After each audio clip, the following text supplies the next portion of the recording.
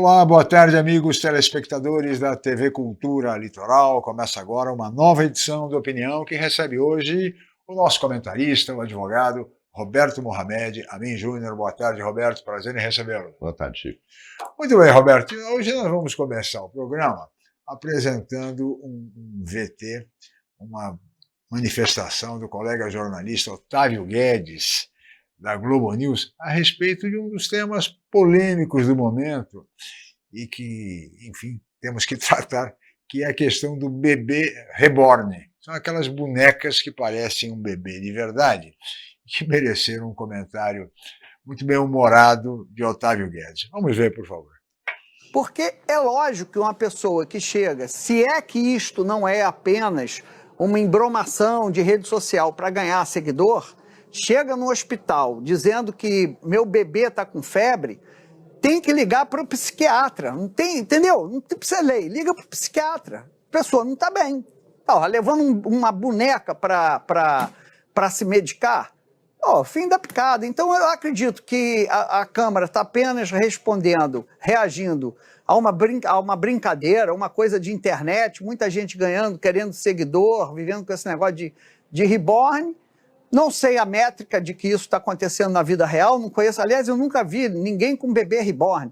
E se eu vir, eu vou respeitar, mas eu vou correr, que esses bonecos são horrorosos. O boneco Chuck é mais bonito do que... Pessoal, realmente, eles são muito... Rapaz, parece um demônio esses bebês. Eu olho e fico com medo desses bebês. Eu prefiro o bebê Chuck, que é mais agradável do que essas porcarias aí. Esse é o Otávio Guedes. É o fim da picada, de fato. Né, Chico, eu tenho os dois lados. E essas bonecas, eu vou ser obrigado a ter uma imagem da minha juventude. Quando começaram a chegar, eram bonecas de porcelana. Eu não sei qual material que esses bonecos são feitos agora. Eram bonecas de porcelana, extremamente realistas. E minha mãe, ela sempre gostou. Eu comecei a dar de presente para ela, e ela começou a colecionar. Mas ela sempre teve, jamais passou, nem quando ela teve o Alzheimer, ela tratava as bonecas como crianças. Aí, de repente, essa gente, numa total falta do que fazer, e numa demonstração que a gente saiu da pandemia enlouquecidos, e eu acho que o Otávio ali está naquele meio. Ou é uma pessoa que quer aparecer e provocar com isso likes. Infelizmente, a gente está vivendo num mundo assim. Porque só isso justifica alguém inventar uma mentira, alguém criar uma fake news e ficar compartilhando que cebola mata, que tomate verde causa cegueira e coisas do gênero. E aí você tem esse pessoal aí com esse negócio de bebê reborn, que é um nome que deram para uma boneca que já tem aí há 20 anos. São bonecas artesanais, começaram a vir importadas. Sim. Eu não consigo entender qual é a diferença de um bebê reborn de ser mãe de uma Barbie. Não consigo. A pessoa é débil mental, ela tem que ser internada. Se alguém chega no SUS, você não precisa que um deputado perca seu tempo fazendo um projeto de lei proibindo algo que não vai acontecer. Eu não posso chegar no hospital e pedir para um médico atender uma boneca. Não tem cabimento, eu não preciso de lei para isso. Isso se chama direito natural. Né? Matar alguém, isso é uma coisa que no primeiro ano, quando a gente estuda a teoria geral do direito, ou introdução ao estudo do direito, a gente aprende que tem algumas coisas que, mesmo que não estivessem na lei, estão no direito natural, que pode vir por conceitos religiosos ou sociais. Matar alguém, obviamente, não é preciso de uma lei que diga que não pode matar alguém. É um comportamento antissocial, é um comportamento punido pelo direito natural. Então é lógico que ele vai ser positivado, mas positivá-lo é colocá-lo na lei. Só que eu não preciso que um deputado perca seu tempo também porque quer lacrar na internet, fazendo um projeto proibindo atendimento no SUS. Por quê? Porque eu não consigo imaginar um enfermeiro fazendo triagem numa boneca. Eu não preciso de lei para dizer que não pode. Eu não posso imaginar uma pessoa querendo entrar numa fila preferencial do supermercado. Eu sou um que vou dizer, ô maluca, dá para sair da fila de preferência? Mas não tenha dúvida. Isso tem que acontecer. Por quê? Isso é coisa do direito natural, eu não preciso declarar. Agora, ainda assim, Chico, o brasileiro faz piada com qualquer coisa. Vejam a propaganda de uma churrascaria rodízio em São Paulo, dizendo, olha lá, atenção pais e mamães de bebê reborn, o rodízio do seu bebê é por nossa conta. Lógico, né? Boneca não come. Então, mas tem gente já usando isso para lacrar. E foi muito bem bolada, tem que dar os parabéns ao restaurante Momo em São Paulo. Não, Oscar Freire fez essa questão, é um rodízio de massa, se não me engano. E eu acho que tem que acontecer mesmo. É assim que tem que acontecer. É levar na gozação, porque é o que disse o... Como é que você vai levar a sério uma pessoa que trata uma boneca como... Então vamos levar para o parquinho, né? Vai ter reunião de mães de bebês reborn. Tá, eu quero ver aquela que vai chegar com o Chuck e vai botar o Chuck para quebrar as bonecas todas. Matricula na escola, põe na creche, que não dá, né? Não, a gente está chegando num ponto que as pessoas perderam o senso de ridículo. Essa é que é a verdade. Aí o Otávio Guedes foi preciso, é o fim da picada. Não dá nem para levar muito a sério, porque não é possível. Agora, a Câmara também não pode perder tempo com isso para tentar colocar na legislação uma proibição. Uma coisa óbvia, por quê? Não tem sentido. Chico, eu não preciso proibir. É uma coisa antinatural, então eu não preciso que a lei diga que não pode. Sim. Eu precisaria que a lei autorizasse. Claro. E não o que seria inconcebível. Mas eu estou vendo, porque parece que um deputado tentou protocolar um projeto na Câmara Federal dando licença... não dá para falar um negócio desse. Licença maternidade e paternidade para pais de bebê reborn. Se este retardado mental, parece que ele foi impedido de protocolar. Existe alguma coisa na Câmara, eu não sei exatamente o que é, mas que quando os projetos são independentemente das comissões, mas sem sentido ou absolutamente malucos, existe já uma triagem e não deixaram o idiota apresentar. Mas é inacreditável que um deputado federal, mesmo de Roraima, apresente um projeto criando licença paternidade para quem compra uma boneca. Não, eu acho que a gente chegou no fim do mundo mesmo. É por aí, se a nossa Câmara dos Deputados trata temas, deveria tratar temas sérios. Bebê reborn não dá licença maternidade, diz a Justiça do Trabalho. Olha aí, Roberto. É preciso movimentar um tribunal que demora 1 ano para julgar um recurso para dizer que boneco não dá licença paternidade ou maternidade. Gente, em que mundo a gente está? Em que mundo nós estamos? É preciso movimentar um tribunal, como o Tribunal Superior do Trabalho, para dizer o óbvio. É um boneco, é uma boneca, não um robô. Não é o Homem Centenário, filme do Robin Williams. Não é. Nós estamos falando de uma boneca que não faz nada. Ela não faz... Tinha umas bonecas antigas da Estrela que faziam xixi, que faziam... Falava esses bonecos nem isso fazem. Eu realmente não consigo entender. Para mim essa cena é lamentável. O Brasil não pode ser sério, isso não pode ser sério, não pode ser levado a sério e nem se perder tempo com isso, porque é uma barbaridade. A Justiça do Trabalho ser mobilizada para se manifestar se tem licença maternidade, ou outro que quer levar no hospital para ver dizendo que está com febre, que a boneca está com febre. Ora, pelo amor de Deus, não é possível uma coisa dessa. Mas enfim, Roberto, é isso que temos que lidar hoje em dia no mundo de hoje. É muito sério. Roberto, temos vários temas aqui. Eu queria até depois, gostaria de ouvi-lo, dando mais tempo, até no segundo bloco, para você falar um pouco, porque você sabe que, do ponto de vista político e da vida real, há setores do PT que estão muito preocupados com a proximidade do presidente Lula com o deputado federal Guilherme Boulos, do PSOL, que provavelmente está a um passo do Ministério, da Secretaria-Geral da Presidência da República. Mas esses setores do PT temem que Boulos seja o herdeiro político de Lula, que Lula hoje não tem um herdeiro político. Então, achando que, de repente, essa aproximação do presidente Lula com o deputado federal Guilherme Boulos poderia fazer com que ungí-lo à condição de herdeiro político do presidente Lula. Você acha que é possível isso, Roberto? Tendo em vista a falta, a carência de elementos. Acho melhor a gente deixar para o segundo. Não, vou deixar para o segundo. A carência de elementos no PT, porque há setores realmente muito preocupados com essa possibilidade do novo herdeiro político de Lula ser o deputado federal Guilherme Boulos, do PSOL. Vamos para o intervalo, voltaremos em seguida.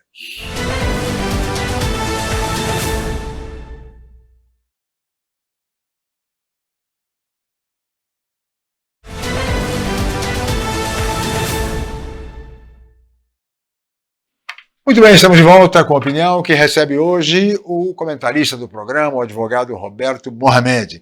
E, Roberto, queria lhe perguntar o seguinte, você que é um analista político muito importante, que era o seguinte, o deputado Guilherme Boulos pode ser o herdeiro político do presidente Lula? Chico, primeiro vamos pensar nessa coisa de herdeiro político, porque não existe herdeiro político de mitômanos. E o caso do Lula, como o do Bolsonaro, eles não têm herdeiro político. O Bolsonaro está deixando claro. Vocês estão se arvorando aí a ser candidatos para os governadores. Sim. E ou eu vou escolher a Michelle ou eu vou escolher o Eduardo, porque além da minha família não existe herdeiro político. O Lula não teve nenhum filho na política. Então é lógico que petistas ele não tem que ter herdeiro. O que ele tem que ter é alguém do partido que se apresente, claro, como o Haddad fez contra o Bolsonaro em 2018. Sim. Quando o Lula foi eleito a primeira vez, em 2002, o Zé Dirceu se auto-ungiu era o herdeiro político. O herdeiro político. Sim. Do governo. E é isso que é. Ele não era do Lula. Sim. Ele era o herdeiro político do governo. Quando o Zé Dirceu cai no buraco do mensalão, quem assume esse papel é o Palocci. Sim. E vamos lembrar que os dois passaram a ter essa relevância por causa da morte de Celso Daniel um ano antes. Claro. Né? Que esse sim era o herdeiro político que o Lula já tinha escolhido para si mesmo. E o PT sempre teve excelentes quadros, e aí você vê, eu vou falar aqui, o Chico, da autofagia do PT. Aí Palocci cai em desgraça. Sim. Fogo amigo do próprio Zé Dirceu, que falou, eu vou, mas vou levar alguém comigo. E levou o Palocci, porque acreditava ao Palocci muito do que aconteceu com ele. Quando, na verdade, ele subestimou Roberto Jefferson. E se superestimou. Isso era um defeito que o Zé Dirceu tinha. Quem não lembra de quando ele roubou a prévia do PT da Thelma? Thelma saía de prefeita, elegendo o seu sucessor, tinha sido premiada na ONU por causa dos programas de saúde no município, e queria ser legitimamente candidata ao governo do estado. E o Zé Dirceu, todos os lugares onde a Thelma ganhou, mandou jogar a urna na estrada. Todo mundo sabe disso. Aí fez uma candidatura pífia, ficou em quarto lugar. Sequer ficou em terceiro, mas também fingiu que não era com ele. Continuou sendo o cara que era o Maquiavel do PT.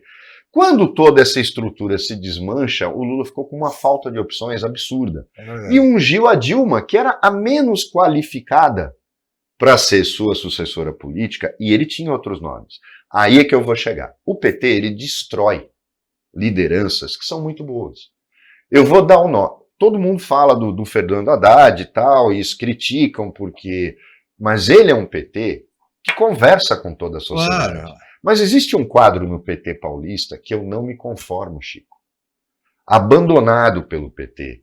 Simplesmente desprezado pelo PT, que nunca se envolveu em nada. Não estou, inclusive, desprezando ou esquecendo Thelma de Souza, que era um quadro que deveria ter sido valorizado, mas ela caiu em desgraça com o Lula, com o Zé Dirceu, tudo por conta da sua recusa em ser boneca de posto quando foi eleita prefeita. Entendeu? Tem gente que não se incomoda de ser boneco de posto. Né? É boneco de posto. Ou seja, tem o cargo de prefeito, mas não manda nada. Agora, a Thelma falou, quando eles chamaram a Thelma e disseram, seu secretariado vai ser esse aqui, ela falou, prefeita sou eu. Claro. Só quero um nome, Davi Capistrano, o resto vai ser quietinhos aí, quem vai escolher sou eu. Sim. Caiu em desgraça com eles e nunca foi privilegiada por eles em absolutamente nada. Essa é a história do PT. Agora, o mais curioso é que aí ele escolhe errado, né, a Dilma, e dá no que dá. Mas tem um quadro em São Paulo que eu não me conformo. Chama-se Zé Eduardo Cardoso, professor da PUC de Direito, advogado. Foi ministro da Justiça da Dilma. Zé Eduardo Cardoso é culto. É um intelectual, na verdade. Honesto, ético. Sereno, equilibrado, articulador. Foi abandonado pelo PT. O PT o devorou. Como devorou o Fernando Haddad. Por causa de quem? Por conta de gente como Gleisi Hoffmann, Rui Costa, que é a mediocridade do PT que devora os seus inimigos. O PT não vai mudar nunca. Nós temos falado aqui nas 2 últimas semanas. Não aprende com seus erros. É inacreditável como o PT não aprende com seus erros. Agora, achar que o Boulos, que é um personagem, o Boulos é um personagem, gente, ele não tem nada a ver. Como é que eu acho o seguinte: eu decido num determinado momento, estou de saco cheio da advocacia, vou comprar uma padaria e vou fazer pão. Eu sei fazer pão? Não. Eu entendo alguma coisa de padaria? Não. Sabe o que vai acontecer comigo? Eu vou quebrar. É óbvio. Eu não sou do ramo. A menos que eu tenha um sócio padeiro. Mas se eu tiver um sócio padeiro, é capaz dele me passar a perna. Porque eu sou completamente cego em relação ao negócio. Então, como é que eu posso? É isso que eu tento colocar às vezes aqui. Como é que eu posso conceber um cara ser presidente, ter sido presidente do Movimento dos Trabalhadores sem teto? E eu acho que isso, o nome já é uma coisa antítese, né? Porque não são trabalhadores. Se ele nunca foi um sem teto. O Lula já foi metalúrgico. Sim. Por isso foi presidente dos sindicatos metalúrgicos. Claro. O cara chega presidente dos sindicatos bancários, ele é bancário. Senão ele não pode ser nem candidato. Porque não pode se filiar. Agora, como é que alguém é presidente do Movimento dos Trabalhadores sem teto, sem nunca ter sido sem teto? Muito pelo contrário, estudou em colégio particular, tem curso superior, viveu a vida toda. É o oportunismo. É oportunismo. O Boulos é um oportunista nato. Ele criou um personagem. Sim. E achar que este personagem pode ser herdeiro político do Lula é uma piada pronta, que só um medíocre no PT pode acreditar nisso. Porque se o Lula fizesse isso, era o suicídio político dele. Eu não duvido que o Lula lance a Janja depois. Agora, o Boulos, isso é impossível, porque o erro do PT deu na cara do PT na eleição para a Prefeitura de São Paulo. São Paulo jamais vai eleger o Boulos. Não é uma questão de, ele vai tentar para um dia assumir. O discurso do Boulos, todo mundo sabe, é o da insanidade, daquela esquerda que vive num mundo em que se manda carta felicitando a Coreia do Norte pelo ótimo desempenho na economia. A PCdoB fez isso. Em que você acha que as eleições na Venezuela foram honestas e que o Maduro é um democrata, como o PT fez. Essa gente vive no mundo da lua. Completamente. Eles obrigam a diplomacia brasileira a se abster na votação de uma decisão da OEA, Organização dos Estados Americanos, em relação à Nicarágua, que é uma ditadura sanguinária. O Lula não viu nada demais em sentar do lado de um monte de ditadores africanos na comemoração do dia da vitória da Rússia. Não mandaram os pugilistas cubanos de volta? E esse mesmo país que dá asilo para uma mulher condenada por corrupção no Equador. Ex-primeira-dama do Peru. Mas quando os atletas cubanos pediram asilo, mandou de volta. Isso é a diplomacia brasileira. Com o PT completamente impregnada de ideologia. Isso não existe. A diplomacia só tem uma ideologia. Se dá bem. Nós temos que nos dar bem e não fazer uma impregnação ideológica. Agora, por que o PT acha que o Boulos pode ser herdeiro político do PT? Olha as pessoas que concorrem com essa possível herança. Essa é a questão. Rui Costa, Gleisi Hoffmann. É só gente que vive em outro planeta. Não tem opções. Não tem. Então, mas, Chico, são semelhantes a ele. Pois é. Esses semelhantes É que acham que ele pode ser herdeiro político do Lula. Mas uma pessoa normal não acha isso nunca. Mas não vai nem passar pela cabeça dela que o Lula pode ser tão cego, e pode se falar o que foi, ele pode estar demonstrando, às vezes, até tá gaga em relação à Janja. Mas, em relação, como eu falei, nós falamos aqui, né? Tem prefeito que também, né, tão encantado, põe a mulher dele dentro do gabinete, mandando, escolhendo um secretário, fazendo isso, fazendo aquilo. E agora, por que o Lula não pode fazer isso com a Janja? A gente não sabe como é, mas achar que o Lula, do alto da sua experiência política, poderia considerar o Boulos herdeiro político, Chico, isso é um chute... Chegou no limite, mas, infelizmente, setores do PT pensam dessa forma. E até defendem, de certa maneira, essa alternativa, com uma nova liderança, já que os quadros do PT também estão envelhecendo, assim como o próprio presidente Lula. Tá certo? Mas nós vamos agora para um rápido intervalo, Roberto, e voltaremos em seguida com a opinião.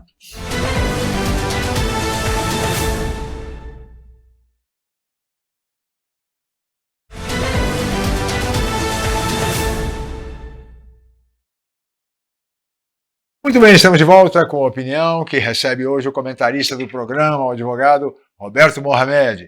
E agora, Roberto, nós vamos ver um VT que trata de outro tema polêmico no Brasil. A relação trabalhista 6x1. É o fim da escala 6x1. Será? Vamos ver.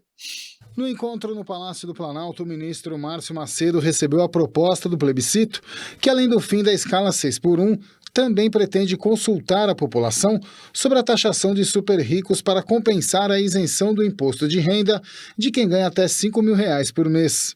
A mobilização reúne movimentos sociais, entidades sindicais e partidos políticos, que organizariam um plebiscito popular sobre os dois temas em setembro e entregariam os resultados aos poderes executivo, judiciário e legislativo. A ideia é inspirada no plebiscito de 2002 sobre a ALCA, a Área de Livre Comércio das Américas. O bloco econômico, que reuniria países de todo o continente americano, foi reprovado por 98% dos 10 milhões de brasileiros que participaram da votação em quase 4 mil municípios. De autoria da deputada Érica Hilton, do PSOL de São Paulo, a proposta prevê jornada de no máximo 8 horas por dia e 36 horas semanais, o que possibilitaria 4 dias de trabalho por 3 de descanso. Hoje, a Constituição estabelece até 44 horas semanais e viabiliza a escala 6x1. Roberto, é caso de plebiscito? Não. Primeiro que não passa, a ideia do plebiscito, e não é plebiscito, eles foram, infelizmente, às vezes a gente tem os erros do jornalismo, o que houve era uma consulta pública. Por quê? Plebiscito vincula. Sim. O plebiscito normalmente está atrelado a uma lei, ou seja, a partir do momento que você aprova, o Congresso não pode não aprová-lo. E quando ele vai para o plebiscito, ele submete a aprovação ao público, ao eleitor. Então não cabe a ele. O presidente continua tendo poder de veto, mas o Congresso não pode desrespeitar a decisão do plebiscito. Na consulta pública é completamente diferente. Não tem esse nome à toa. Uma consulta pública, em que você pode, o comparecimento à urna não é obrigatório. Facultativo. É facultativo, e aí se eles forem bem articulados, eles manipulam o resultado. Eu acho um absurdo, isso não serve para nada, consulta pública. E aí você teria... Só que essa ideia, e eu vi uma entrevista da Érica Hilton na Globo News, em que não se sustentam os argumentos dela, e no final ela se colocou claramente o seguinte: nós fizemos isso para chegar na 5x2. Sim. Por quê? Porque a 3x4, a 4x3, que é a proposta dela, é insana. É insana. Ela não daria em conta de mudar. Que ou você faz 44 semanais, faça uma conta comigo para as pessoas entenderem isso. O que é a jornada de 44 horas semanais? 5 vezes 8, 40, mais segunda 4 sexta, horas no sábado. Mais 4 horas no sábado. Isso, é a jornada que nós temos hoje. 6 dias, um de folga, que é o domingo.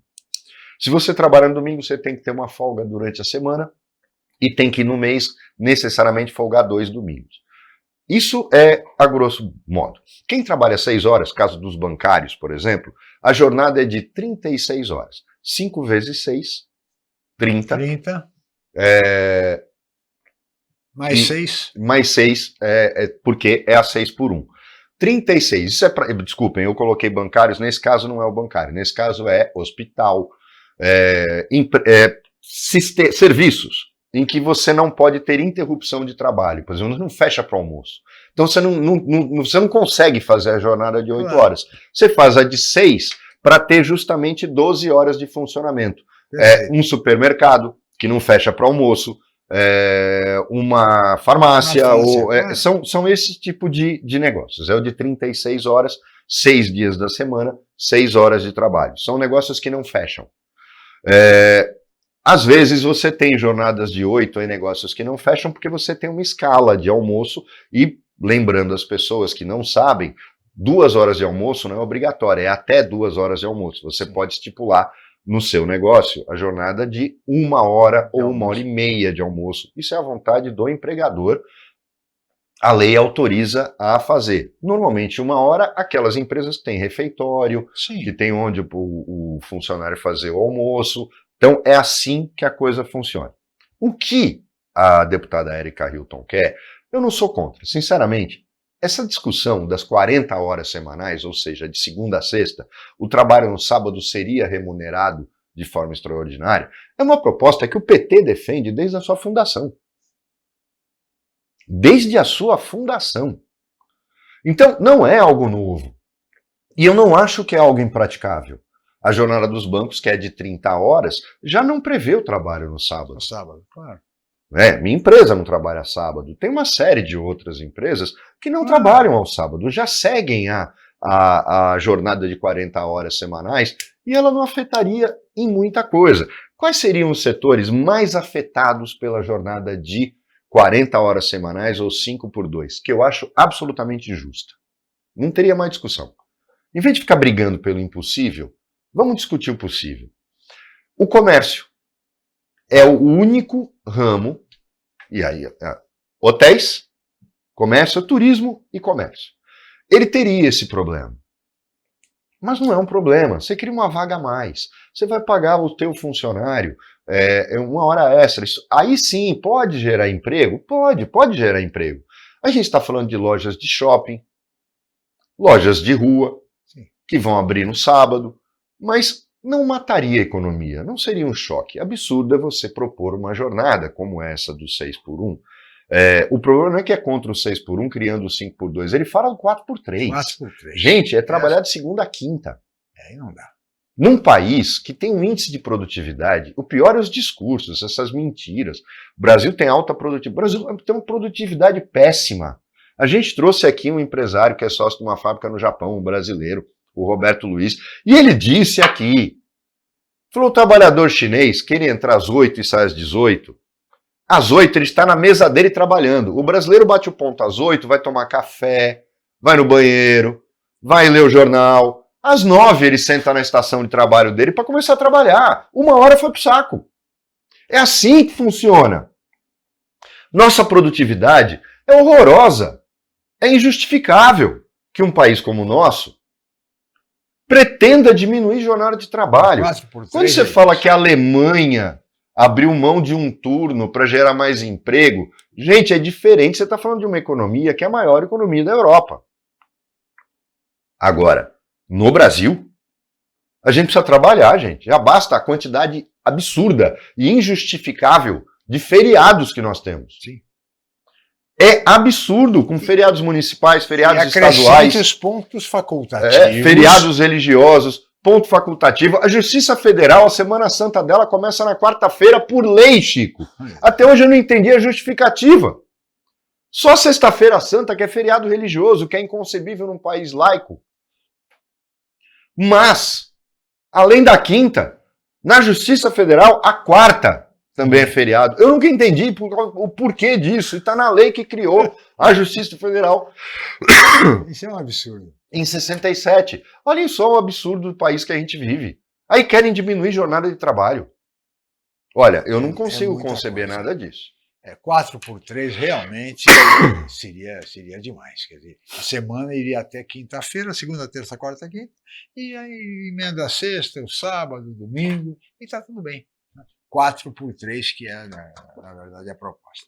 mas vai acabar ficando por 5 por 2. Agora, o que é interessante é essa consulta pública, não apenas para definir essa questão, Roberto, mas também a questão do imposto de renda, a tributação das grandes fortunas, como se isso fosse... Veja, a consulta pública Chico, é uma não existe. demagogia. Olha, isso foi uma coisa que a esquerda colocou na Constituição e até hoje não foi regulamentado. Imposto sobre grandes fortunas não existe. Porque o que constitui a grande fortuna já pagou imposto. A criação desse imposto iria gerar uma judicialização absurda. Eu já cansei de falar aqui. O imposto mais justo que existe e deve ser aumentado é o da herança. Ou o imposto sobre transmissão de bens. Que deveria ser ITBI, seria Imposto sobre Transmissão de Bens, móveis e imóveis. Por que eu digo isso? Porque herança não é fruto de trabalho, herança não é fruto de produção, herança não é nada. É o fato de que eu nasci e vou receber. E eu não estou falando isso porque porque não é. Eu falei, a única coisa que meu pai vai me deixar foi a educação que ele me deu. Mas é justo que alguém de uma hora seja um bilionário simplesmente porque nasceu? Ah, mas é o certo, o pai lutou para que ele tivesse. Gente, às vezes é filho que nem ia ver o pai. E não estamos falando de ranço. Eu não estou falando de ranço. Por que não tributar em 10% ou 15%, hoje é 4%, a herança? Acima, e eu não estou falando uma casa para 5 filhos. É lógico. É óbvio que ninguém está falando disso. Nós estamos falando de heranças de 700 imóveis. As grandes fortunas. De grandes ações de grandes empresas. Pagar 15% ou 20% compensaria e muito. Em vez de tributar dividendo, em vez de tributar quem ganha um salário muito alto. Porque o cara que ganha salário muito alto, ele trabalha. Seja como presidente de uma empresa, como diretor, é lógico que ele trabalha. E paga imposto.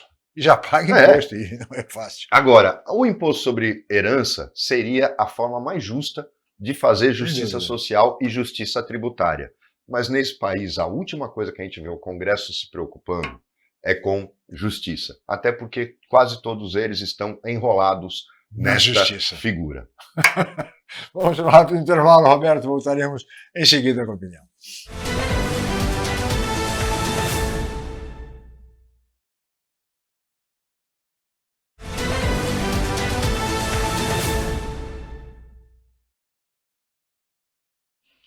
Muito bem, estamos de volta com a opinião e vamos agora para o último bloco do programa, que recebe hoje o comentarista Roberto Mohamed.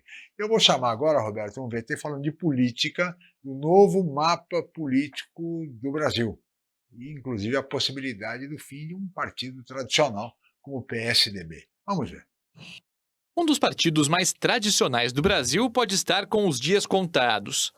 O PSDB, que entre 1995 e 2002 comandou o país e por 28 anos governou o estado de São Paulo, deve se incorporar ao Podemos. As duas legendas se tornariam uma só, e o histórico 45 dos tucanos deixaria de existir.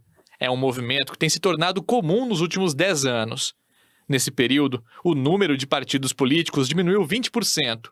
Em 2015, eram 35 legendas. Atualmente, são 29, mas devemos terminar o ano com 24. O Congresso, que em 2019 tinha 30 siglas representadas, pode ficar com apenas 16. A tendência é que esse encolhimento continue e até fique mais forte nos próximos anos. É efeito de reformas aprovadas pelo Congresso com o objetivo de estrangular partidos com pouca ou nenhuma representatividade e, com isso, diminuir a sopa de letrinhas partidárias do país. A principal delas foi a criação da cláusula de barreira, que estabeleceu que partidos que não atingirem um desempenho mínimo nas eleições para a Câmara dos Deputados perdem direito à propaganda na TV e ao fundo partidário. Essa exigência vai subindo até 2030, quando os partidos deverão ter no mínimo 3% dos votos ou eleger 15 deputados em pelo menos 9 estados. Importantíssima essa modificação e a redução, uma redução drástica no número de partidos no Brasil, que é um escândalo. hoje em dia 30, 40 partidos, é uma brincadeira, abre um partido como se fosse uma associação qualquer. Não tem sentido. Agora, é evidente que partidos com tradição, como o PSDB, não resistem a essas mudanças. É uma pena. É uma pena porque o PSDB foi o partido que tinha quadros fantásticos, mas faltava povo. E quem dizia isso era Mário Covas. É verdade. Era muito cacique. E não houve renovação dos seus quadros. E depois passou por aquela tomada de assalto do Dória sobre o PSDB, tomando o PSDB do Aécio, que era também depois de tudo que passou, de denúncias e tal, e aí a gente viu ele minguar ao ponto do que existe hoje.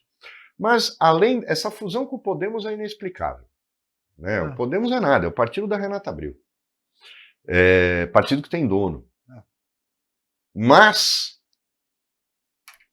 na prática, há uma revoada dos tucanos para o PSD do Kassab, que é um partido que se adapta a qualquer um. Você pode ser de qualquer coisa quando indo para o PSD do Kassab. Você pode ser de esquerda, você pode ser de direita, você pode ser de centro. Você só não pode ser extremado e se recusar a sentar na mesa, porque o Kassab é um negociador ou um corretor político. Mas eu quero chamar a atenção para quem fala que o Brasil só tem jeito se houver uma ruptura institucional, o que eu não concordo. A gente ouviu muita gente que passou por esse programa falando isso, eu não concordo. De forma democrática, o próprio Congresso, sem perceber, fez uma reforma política que era extremamente importante. 20% em 10 anos, gente, é muita coisa. Numa democracia, sem ato de força, sem extinção forçada de partidos, é assim que as coisas funcionam na democracia.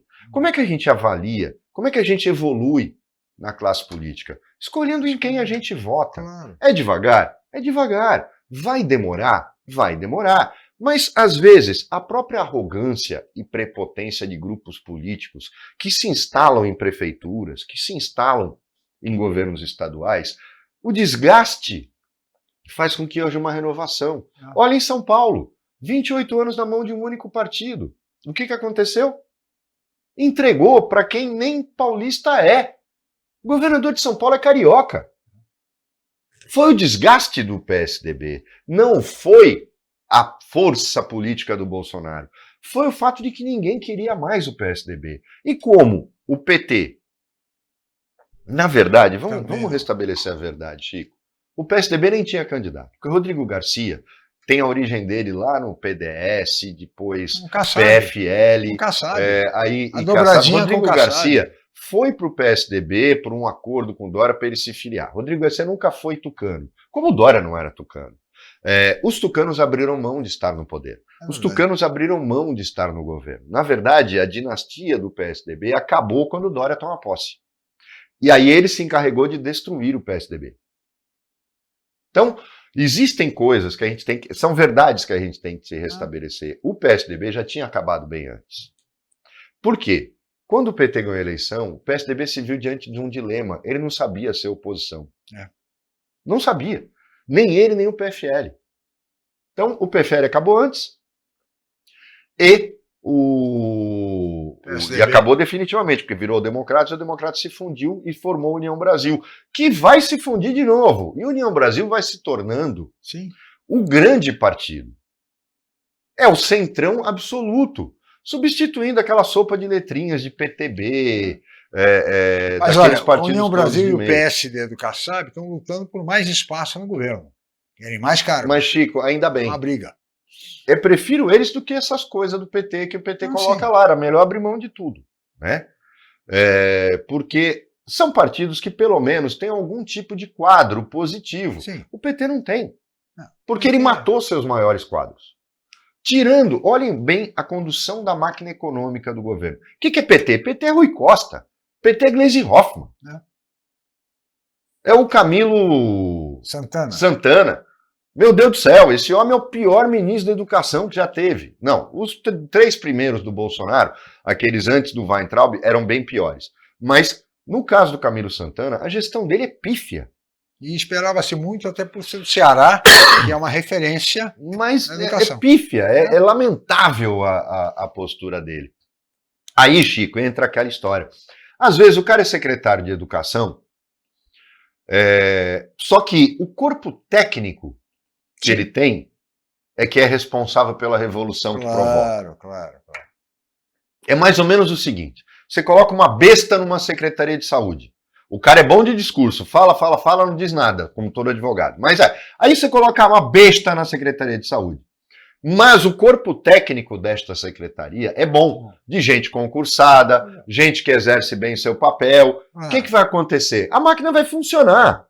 É por causa da besta que você colocou lá? Não, mas vai funcionar. A máquina pública boa funciona independente de prefeito, mas é de isso, exatamente, eu acho que aí, inclusive, é a receita do Brasil.